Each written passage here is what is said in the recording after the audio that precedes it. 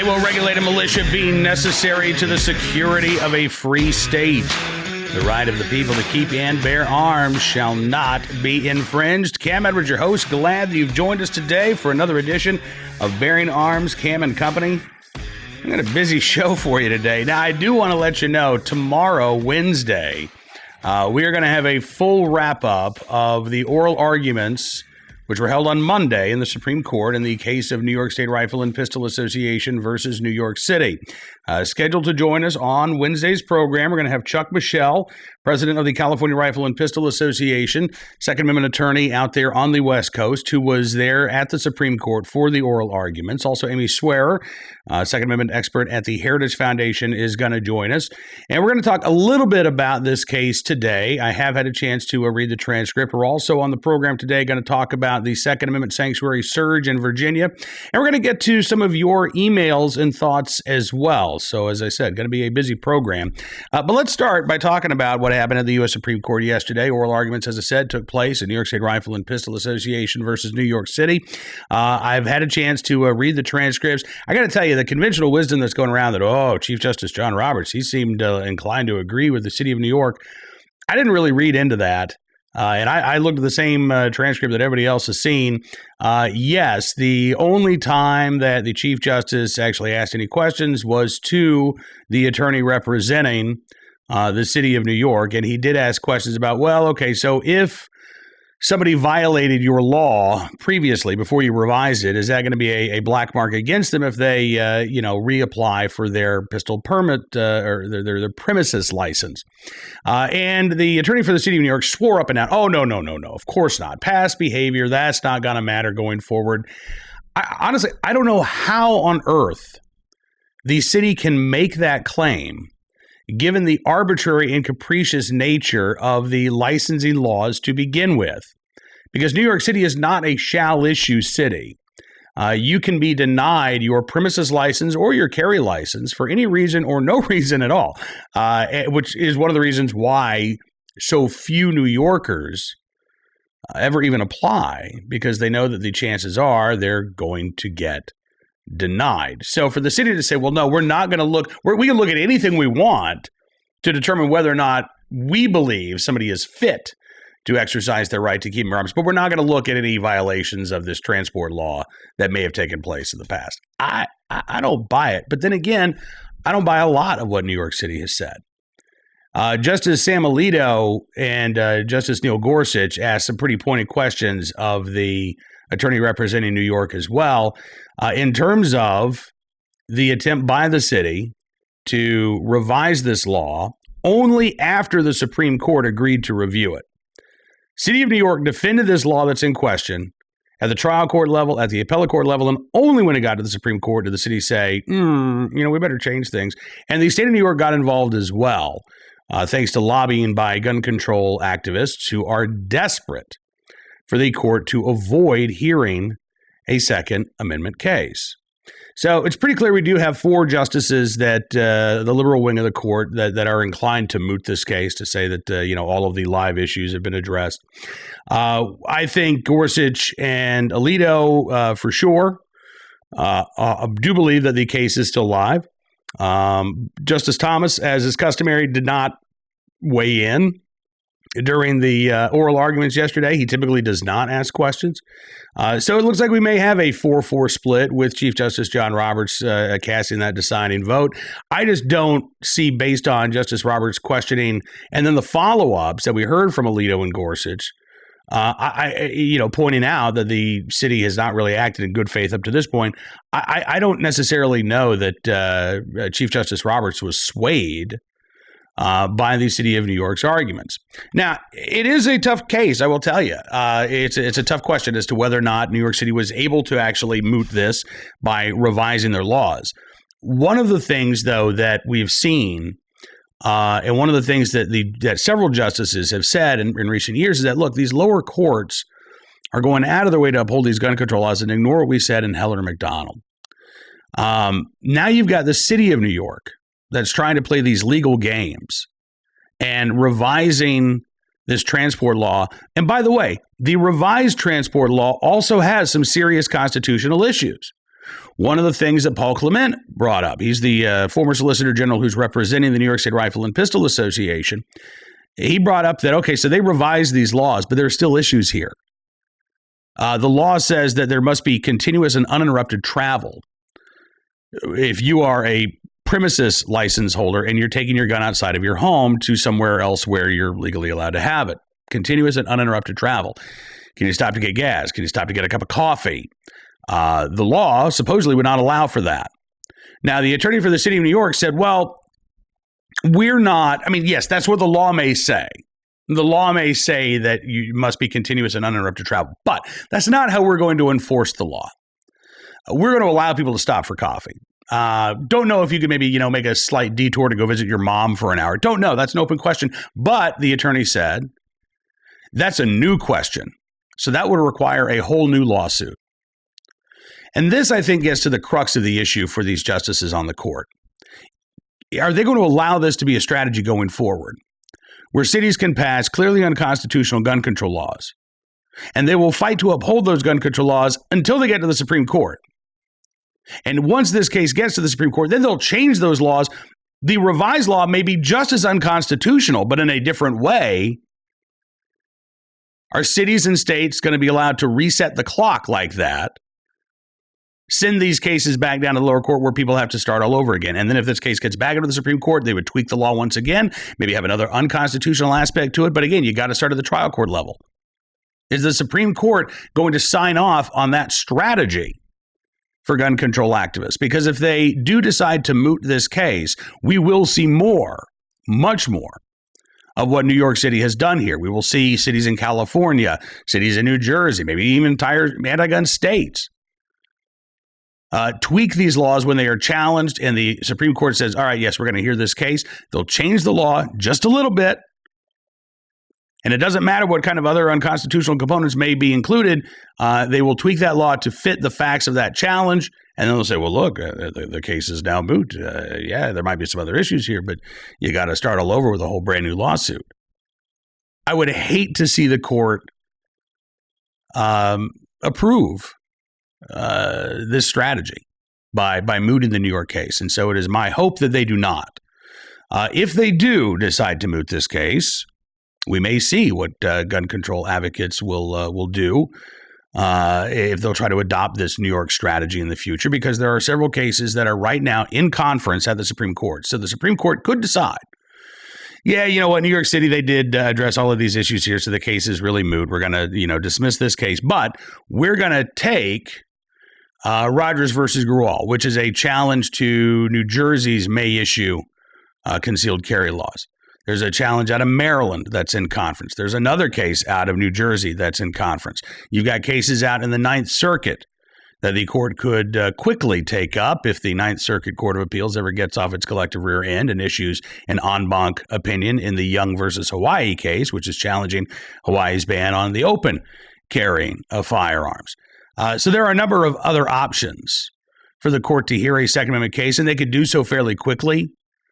But again, based on what I just told you and the reasons I gave you, I am hoping that the Supreme Court does move ahead with an actual opinion and a decision in New York State Rifle and Pistol Association versus New York City.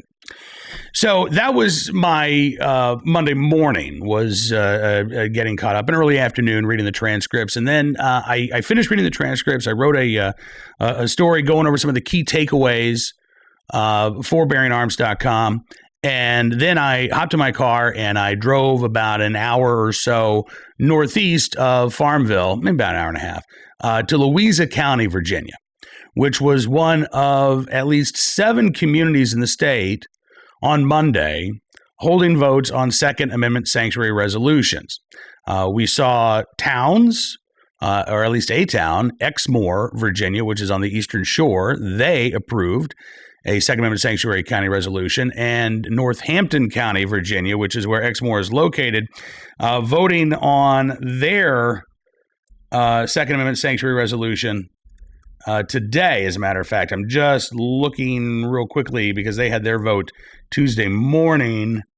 So I was looking to see here if perhaps we've got a vote in, but I don't see one. So I do expect that it will pass in Northampton County, there in the Eastern Shore. Far southwestern Virginia, Buchanan County. Not only did they pass a second amendment resolution, but they actually passed an ordinance, which has a little bit more teeth than a resolution, maybe more likely to draw a legal challenge from the Attorney General Mark Herring, but they passed a substantial second amendment ordinance. Greene County, Virginia, is considering something similar. In Louisa County, where I was, there was no talk of an ordinance, just the second amendment resolution, but there was an incredible crowd. I got to tell you, I drove into town. I've been to Louisa a couple of times before. One of the ways that I get to D.C. from Farmville takes me through Louisa, so I'm generally aware of the area. So I go downtown. I park at the place where the meeting is held, County Administration Building, and it's about 5:30. Meeting starts at 6 o'clock. And I look around, and there are about 10 or 12 cars in the parking lot. And my heart kind of sank a little bit into my stomach. I was disappointed. I thought to myself, well, look, okay, so it's, week after Thanksgiving, maybe people didn't know. I don't know, but I was disappointed. And as I'm sitting there in my car getting ready to go inside, guy walks up and knocks on my window, rolled down. He says, "Are you here for the Second Amendment meeting?" I said, I am. He said, "Oh, okay, so they moved the location. It's about a mile and a half down the road." I said, "Oh, okay, did they move it because bigger space?" He said, "Oh, yeah." So, okay. So that made me feel a little bit better. Then when I started driving down, I could see, because it's now after dark, I could see the blue flashing lights of police cars in the roadway.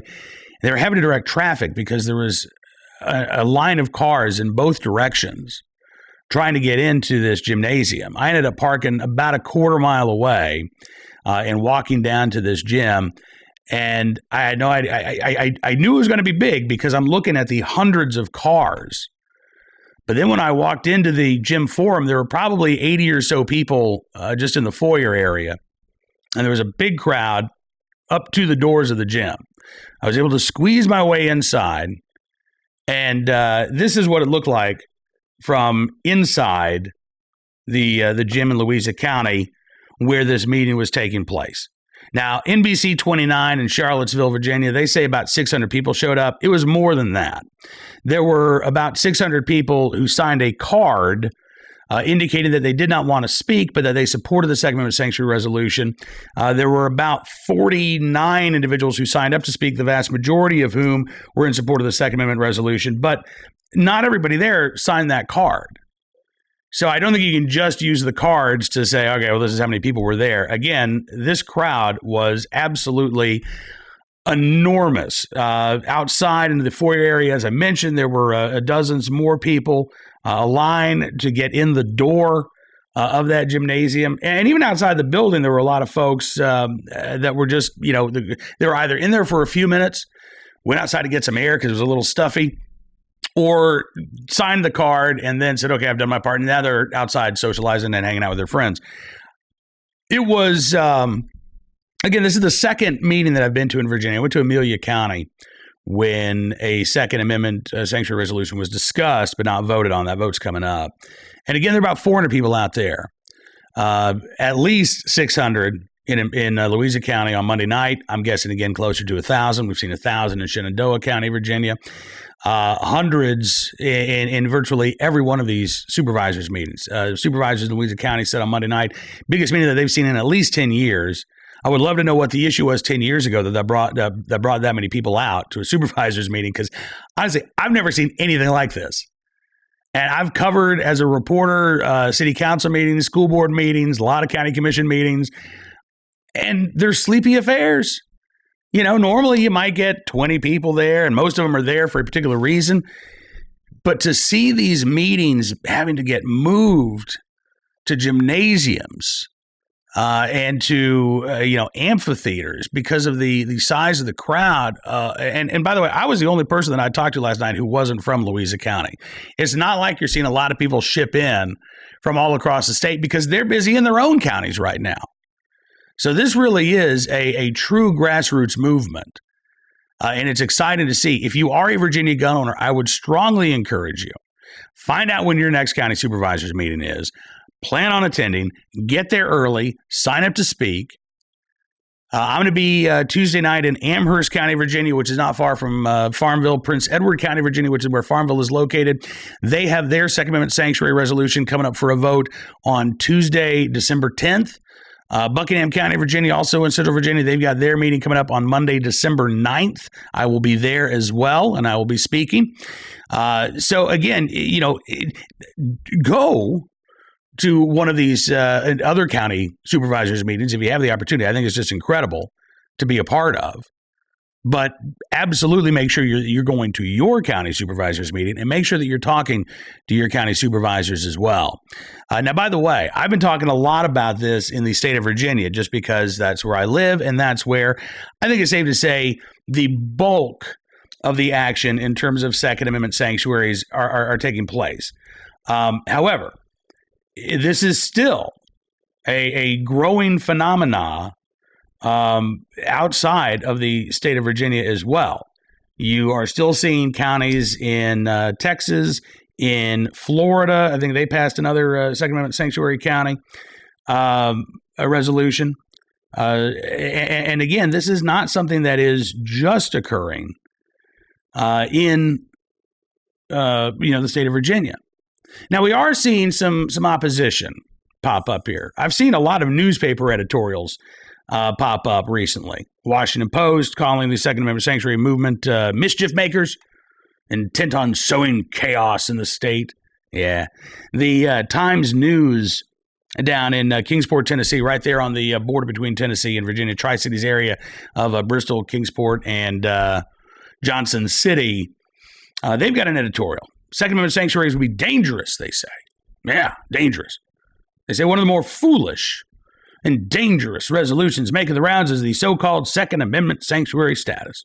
On the surface, they say, which is as far as too many people get anymore when doing research, it sounds like an effort to protect our right to keep and bear arms, an effort we wholeheartedly support. Okay. In reality, they say, it supports unrestricted access to weapons by the potentially violent, mentally ill, and those who are a danger to themselves and others. Does it really? Does it really? Let's dig in a little bit deeper, shall we? They say a number of counties and states, through declarations of sheriffs or votes by governing bodies, have declared their county Second Amendment sanctuaries, say they will not enforce gun safety laws on the grounds that they aren't constitutional.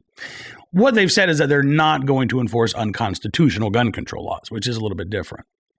Apparently, they say it doesn't matter that they could arm a dangerous mentally ill citizen. They take the Second Amendment at face value. What? Yes, I do take the Second Amendment at face value, that the right of the people to keep and bear arms shall not be infringed. How dare I?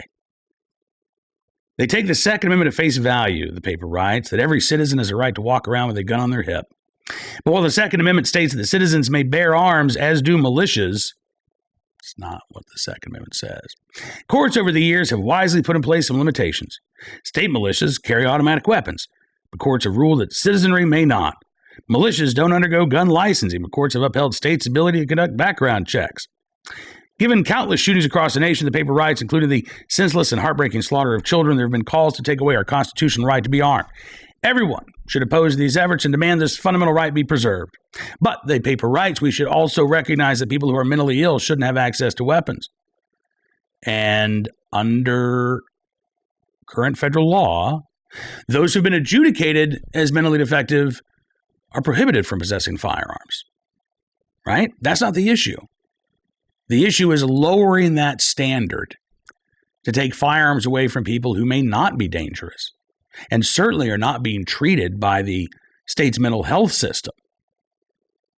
Paper writes, extreme risk laws allow family members or law enforcement to petition courts to temporarily disarm individuals who are mentally ill to the point of being a danger to themselves or others or are in temporary crisis. Okay, let's stop there for a second.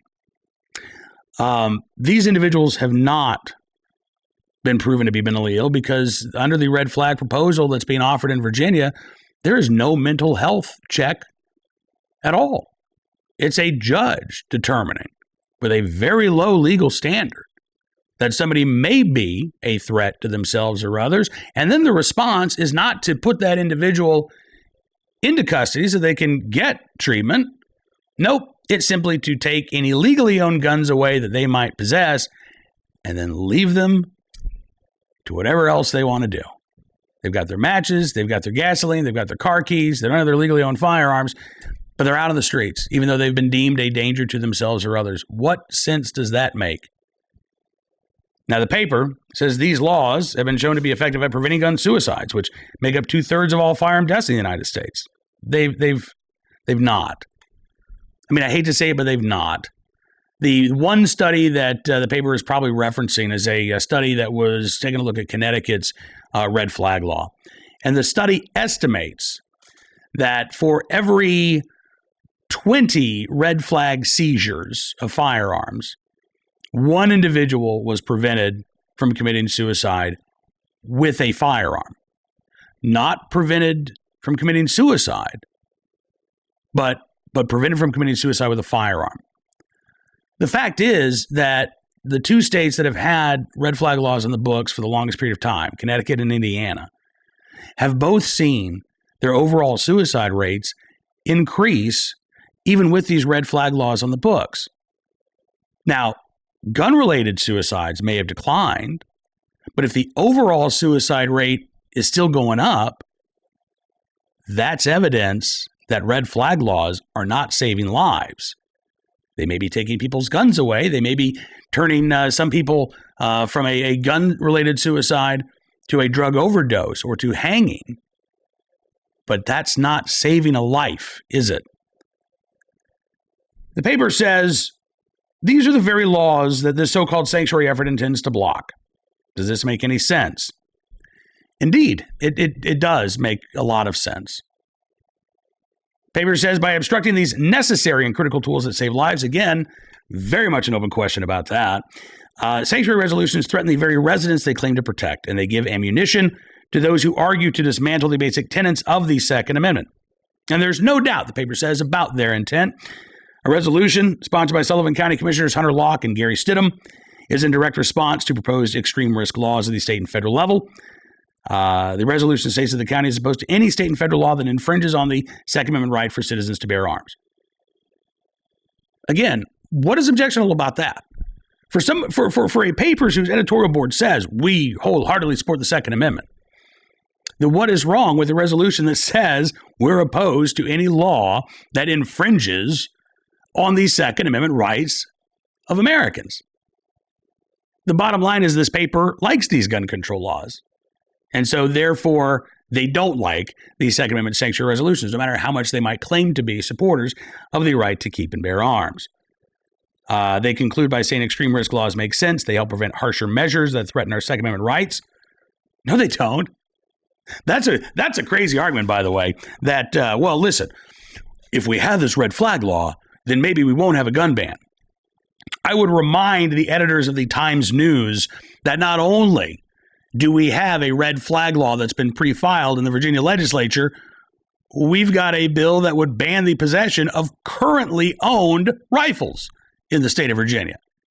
So this red flag law isn't preventing more extensive intrusions of our right to keep and bear arms. It's just one piece of the puzzle. That's it. All right, let's get to a couple of emails. I tell you what I'm going to do later in the week, I think maybe Friday. We're going to do an a mailbag show where we'll just answer your questions, your thoughts. I had an email a couple of days ago from Casey, who wrote in, and Aaron, who wrote in and said, it's been a busy couple of weeks playing Road Warriors. I've been using the weekend to get caught up on all the shows. He says, I really enjoyed the show where you read the comments, the emails, and responded to them for the entire program. It was like having a one-on-one sit-down conversation with you without the interruption of someone coming up and asking for an autograph, which, by the way, never happens when I'm talking to anybody. He says, I myself would love to see shows with that content in the future. It's interesting, informative, and educational to hear other listener and viewers' perspectives and to listen to your response. The interaction and audience participation is pretty awesome. I say go for it. All right, well, we will go for it. So Friday, plan on that. And you can shoot me any questions you might have, cam.edwards@bearingarms.com. is the email address. You can tweet at me at Cam Edwards as well, but if you got a question you want answered, go ahead and shoot me an email, cam.edwards@bearingarms.com, and we'll get to as many of them as we possibly can. But I do want to get to a couple this afternoon. In fact, John writing in about Virginia says, I live in Stafford County, Virginia. Just heard from our Board of Supervisors. Stafford County is going to be discussing a resolution on December 17th. Fauquier County also in the works. Yeah, there are so many counties that are in the works right now. Richard writing in from Bodetort County. Saying, thanks for the recent post on Lori Haas's commentary in the Roanoke Times. Otherwise, I never would have seen it. Below is the letter that I sent to the editor, Lori Haas, gun control advocate in Virginia, writing a piece excoriating the Second Amendment sanctuary movement, basically engaging in a bunch of name calling. And on the one hand, her argument was, well, these things don't matter at all. And on the other hand, oh my gosh, this is dangerous. So Rich wrote in, this was his letter to the editor. He said, Ms. Haas could not be more wrong. The gun rights issue is about civil rights. If you agree with the concept of individual rights, you must admit that self-defense is one such right, and gun ownership naturally follows from that. If you walk back gun ownership, then all civil rights are void. Of course, he writes, banning guns has never had a positive impact on public safety. Gun-free zones are dangerous places because criminals know that citizens can't stop them from committing crimes. Guns save lives is a truism. Guns are used far more often to prevent violence and to commit crimes, except in areas where citizens can't legally possess guns. Ms. Haas is also grossly mistaken in both the recent election results and the nature of the Second Amendment sanctuary movement. Second Amendment advocates here recognize we're outnumbered by Richmond, Tidewater, and Northern Virginia. When we used to have a constitutional republic, an election like the last one would result in higher taxes and other liberal policies, but not the loss of our civil rights. The approximately 450 people that showed up at Bodetort County's Board of Supervisors meeting were not out-of-town AR-15 toting white men. How racist of her. Notes Rich, but we're citizens of the county, your neighbors concerned about their and your civil rights. The idea that 90% of Virginia citizens support the gun control agenda is yet another fallacy.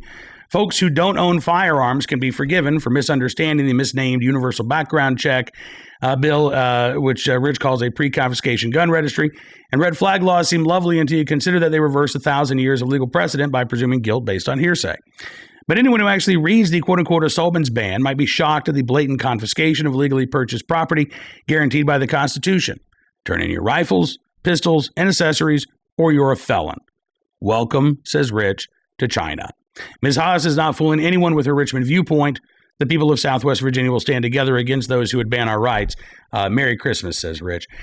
Rich, listen, I think it's a great letter. The one thing that I would say is that I don't believe that we can give up on Richmond or the Tidewater area, Virginia Beach, Norfolk, or Northern Virginia. There are a lot of gun owners who still live there. They may be, let's say, 40% of the population as opposed to 60% of the population, or Second Amendment supporters may be 40% of the population as opposed to 60% of the population that's anti-gun. But there are still a lot of gun owners there. So we cannot give up those areas. More importantly, we as gun owners, we need to be doing a lot of outreach here to talk about how these gun control laws are likely to impact people in these areas. I was talking with a gentleman in Louisa County last night who is somewhat opposed to these resolutions. And again, he says he's a gun owner, says he's a Second Amendment supporter, but he's concerned for a couple of reasons. One, he worries about the state legislature trying to punish these counties and try to, withhold grant money and things of that nature, which I think may be a valid concern. It says a lot about the politicians that apparently are elected in Richmond, but that may be a valid concern. But one of his other concerns was that we do have some places in Richmond that have really high crime rates. Petersburg, Virginia has a homicide rate of about 50 per 100,000. It's about 10 times the national average. Roanoke, Virginia has a pretty high violent crime rate. Richmond, Virginia has got some troubles. Virginia Beach as well. So his attitude was, well, what we got to do something about the crime in these places. And I agree, we do. But laws that are aimed at legal gun owners aren't going to address the violent crime problem in Richmond and in Norfolk and in Petersburg. Now, there's a bill that was offered by Delegate Todd Gilbert in Virginia during the last session. Didn't get any Democratic support. But it would go much further towards lowering the violent crime rate in these cities because it would empower these cities to target the most violent offenders and to work with agencies that are already in place and on the ground to either get these guys out of gangs or to refer these cases to the U.S. attorney whenever possible and put them behind bars. I mean, the attitude is, look, you're going to stop shooting. You're going to stop shooting. We will help you if you'll let us, but we will make you if you won't. That's it. And when programs like this have been put in place, homicide rates have dropped by, in some cases, 50, 60%. So why wouldn't we want to do something like that in Virginia? Well, gun control advocates don't like it because it doesn't target guns. It targets criminals. And it's as simple as that. But I think that we've got a lot of work to do, and we've got the arguments, Richard, to go into these areas that may be 80, 90% Democratic, because listen, the right to keep and bear arms is not a Republican right. It's not a right of the right. And there are arguments that I do believe are persuasive because they're true that we can make in these Democratic strongholds, in these urban areas. This is not an urban versus rural issue, although gun control advocates certainly want to make it that. The right of the people to keep and bear arms shall not be infringed. Not the right of the people who live in Farmville. Not the right of the people who own their own property. Not the right of the people who live 30 minutes away from a police response. The right of the people, period, shall not be infringed. And that is what we're fighting for. This fight may be taking place right now in a lot of rural counties. But the fight is not just between rural Virginians and Virginia lawmakers. All right, let's get to one more email real quick, and then we'll get to our armed citizen story, our good deed of the day, and our armed citizen story, good deed of the day. Oh, and our recidivism report. There you go. Malcolm writing in from Illinois with a story. We actually covered this at Bearing Arms. The Illinois state representative who was arrested with an expired concealed carry license, Curtis Tarver II, and he says this was just a minor issue, and it's going to be resolved very quickly. And he still supports all kinds of gun control laws. Yeah, I don't know why you would continue to support these gun control laws when you have been caught up in the court system there in Illinois. You know, we've seen a lot of issues with the FOID card in the state of Illinois. And as a matter of fact, Malcolm, we've got a couple of cases right now before the Illinois State Supreme Court that are weighing the constitutionality of the FOID card itself. So there are a lot of issues in Illinois, and we've got a lot of cases. Again, now that's Illinois State Supreme Court, so that's not going up to the U.S. Supreme Court anytime soon. But you've got two different cases that the courts are currently considering, and sort of two different backstories. Both individuals who did not possess a FOID card but did possess a firearm. They're arguing that the FOID card is unconstitutional. I think the better case is a woman who was arrested for having I believe it was a .22 caliber rifle in her home, but did not have a firearms owner identification card. Now, she would have been legally eligible to get one. She was not a prohibited person. She just did not possess a firearms owner identification card, and she was arrested for illegal gun possession. And I think that's probably the stronger of the two cases that the Illinois State Supreme Court's considering. But they could issue a decision striking down the Illinois FOID card requirements with either one of the cases that they've got before them right now. All right, let's get to today's armed citizen story, our good deed of the day, and our recidivism report. Will start there from Alabama, Decatur, Alabama. Man accused in a shooting on Thanksgiving night on probation.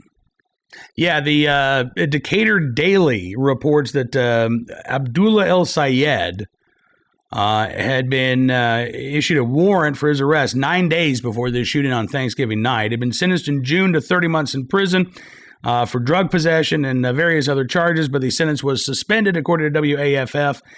He also received 24 months of supervised probation, charged in 2017 with domestic violence. And now he is facing a murder charge in the shooting death of LaTanya Rashid, whose body was found at a home there in Decatur, Alabama, on Thanksgiving evening. Again, should have been behind bars, could have been behind bars, but was not behind bars. All right, on to our armed citizen story of the day. From Florida, News 10, or Local 10 in Fort Lauderdale, Florida, reports that an employee at a car repair and auto body shop jumped into action and helped officers arrest a guy who was on the run. Police officers began tracking a stolen car after the owner advised that his cell phone was still in the vehicle, so they were able to track the cell signal. They actually ended up pursuing the car, and during the pursuit, they noticed another car driving erratically and appearing to take off from the same area.